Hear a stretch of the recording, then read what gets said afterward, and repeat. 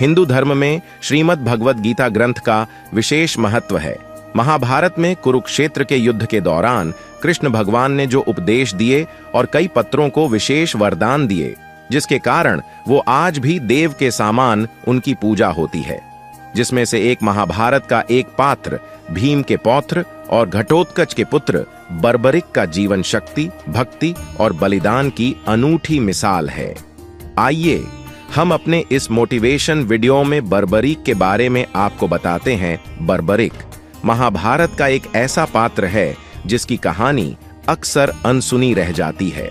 भीम के पौत्र और घटोत्कच के पुत्र बर्बरिक का जीवन शक्ति, भक्ति और बलिदान की अनूठी मिसाल है।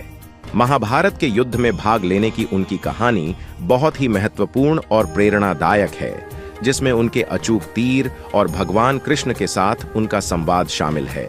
यह कहानी न्याय, धर्म और बलिदान का प्रतीक है। बर्बरिक का जन्म महाबली घटोत्कच और नागकन्या मोरवी के पुत्र के रूप में हुआ। जन्म से ही उनमें अद्वितीय शक्ति और साहस था। घटोत्कच के पुत्र होने के नाते उनमें असीम शारीरिक शक्ति थी और नागकन्या की संतान होने के कारण उनमें असाधारण मायावी शक्तियां भी थीं। बचपन से ही बर्बरिक ने युद्ध कला और तीरंदाजी में महारत हासिल कर ली थी। वे इतने पराक्रमी और वीर थे कि उन्हें अचूक तीरंदाज कहा जाने लगा। बर्बरिक की सबसे बड़ी खासियत उनके 3 अचूक बाण थे। उन्हें एक बार उनके गुरु ने आशीर्वाद दिया था कि वह सिर्फ 3 बाणों की मदद से पूरी सृष्टि को जीत सकते हैं। पहला बाण लक्ष्य को चिह्नित करता था, दूसरा बाण सभी लक्ष्यों को नष्ट कर देता था और तीसरा बाण पहले वाले बाण को वापस लौटाता था। इस तरह सिर्फ 3 बाणों की मदद से बर्बरिक किसी भी युद्ध को अपने पक्ष में कर सकते थे। बर्बरिक एक सच्चे योद्धा और न्यायप्रिय व्यक्ति थे। उन्होंने प्रतिज्ञा की थी कि वह सदैव हारे हुए पक्ष की ओर से युद्ध करेंगे।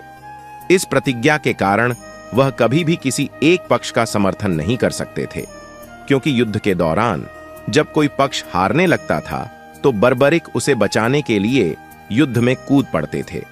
उनकी इस प्रतिज्ञा ने उन्हें महाभारत के युद्ध के समीकरणों के लिए एक बड़ा खतरा बना दिया था। जब महाभारत का युद्ध आरंभ होने वाला था तो बर्बरिक ने भी इसमें भाग लेने का निर्णय किया। वे अपने 3 अचूक बाणों के साथ युद्ध भूमि की ओर बढ़े।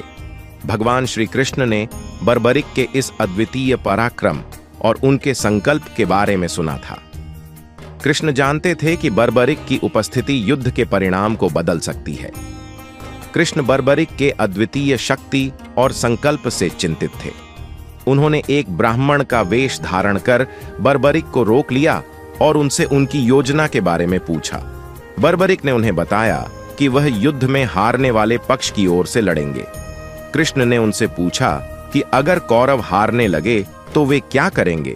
बर्बरिक ने कहा कि वे उनकी ओर से लड़ेंगे और जब पांडव हारने लगेंगे तो वे उनकी ओर से लड़ेंगे। कृष्ण ने बर्बरिक की शक्ति और संकल्प को परखने के लिए उनसे एक और सवाल पूछा, तुम्हारे 3 बाण कैसे काम करते हैं।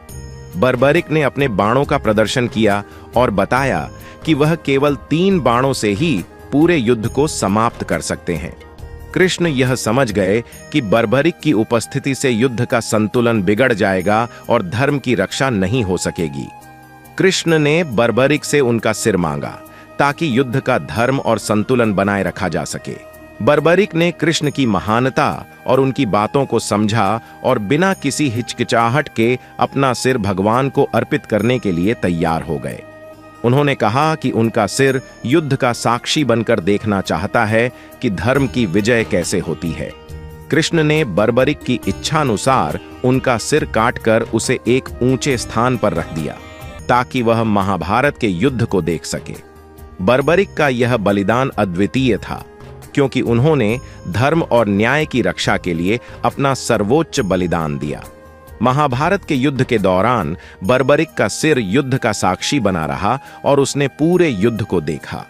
युद्ध के अंत में जब पांडव अपनी जीत का श्रेय लेने के लिए एक दूसरे से बहस कर रहे थे तो कृष्ण ने बर्बरिक के सिर से पूछा कि इस युद्ध में सबसे महान योद्धा कौन था। बर्बरिक ने उत्तर दिया कि युद्ध में असली विजेता केवल श्री कृष्ण थे, क्योंकि उन्होंने सभी को उनके अपने अपने कर्मों के अनुसार प्रेरित और संचालित किया। बर्बरिक की कहानी हमें यह सिखाती है कि सच्चे योद्धा वही होते हैं जो धर्म और न्याय की रक्षा के लिए अपने प्राणों की आहुति देने के लिए भी तैयार रहते हैं। बर्बरिक का बलिदान महाभारत के युद्ध का सबसे बड़ा और प्रेरणादायक बलिदान था, क्योंकि उन्होंने युद्ध में भाग लेने के बजाय धर्म की रक्षा के लिए अपना सिर अर्पित कर दिया।